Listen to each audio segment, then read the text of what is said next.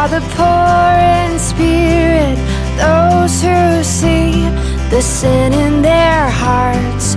Blessed are the ones who are weeping, 'cause sin has torn the whole world apart. Blessed are the meek and humble, God will freely give them all things. Blessed are the ones who are hungry and thirst for justice and wait on their King. Hello and welcome to the beginning of what will be a fairly mammoth series where we will be taking a fresh look at Jesus Christ and his most famous body of teaching, what later became known as the Sermon on the Mount. For 13 years I lived amongst the stunning, striking scenery of the valleys of South Wales, surrounded by majestic mountains on all sides. It was a handsome place to dwell and a fine place to walk. Kent, where I now live, has its own beauty, but I think it would be safe to say that it's not famous for its mountains. So now and then I may need to get away and get amongst some proper peaks. Where do you like to walk? I love forests, I love the coast, but I also have an affinity for mountains, and I wonder if God does. Some of the most celebrated and central narratives of the Old Testament take place on mountains. Abraham and Mount Moriah, Moses and Mount Sinai, Elijah and Mount Carmel, David and Mount Zion. It was also at elevation, perhaps with some echoes of Moses on the mountain, that the Gospel writer Matthew records the Sermon on the Mount. Although some of this teaching is featured in other Gospels, it is in its fullest form to be found in Matthew's account, and it begins like this. Now, when Jesus saw the crowds, he went up on a mountainside and sat down. His disciples came to him, and he began to teach them. Jesus Christ was a Jewish rabbi that lived in 1st century Judea.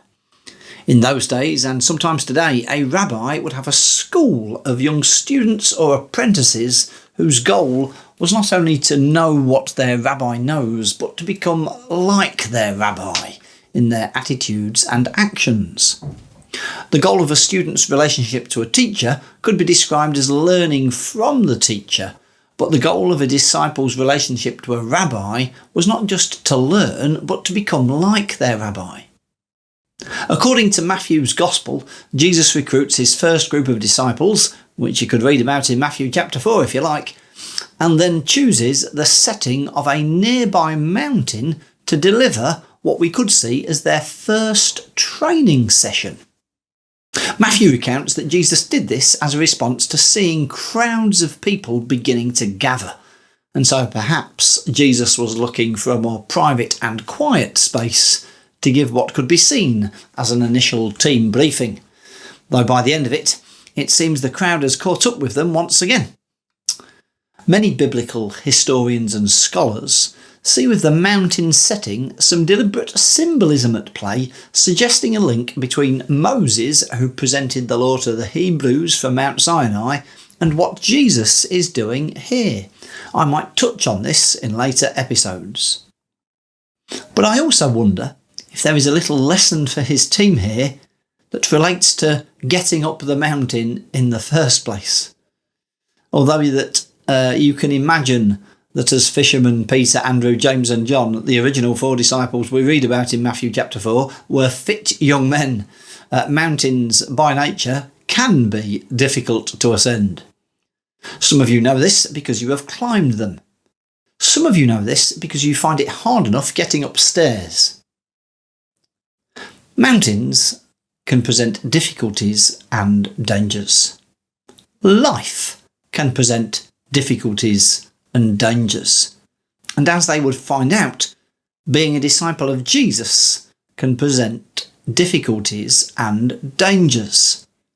As Jesus later says, narrow is the gate and difficult is the way that leads to life. As it was then, so it is now. Living as a follower of Jesus can be difficult. According to a report by the Daily Mirror, records going back to 1984 show that on average one soldier has died every 2 years during their fitness and endurance SAS tests in the Brecon Beacons.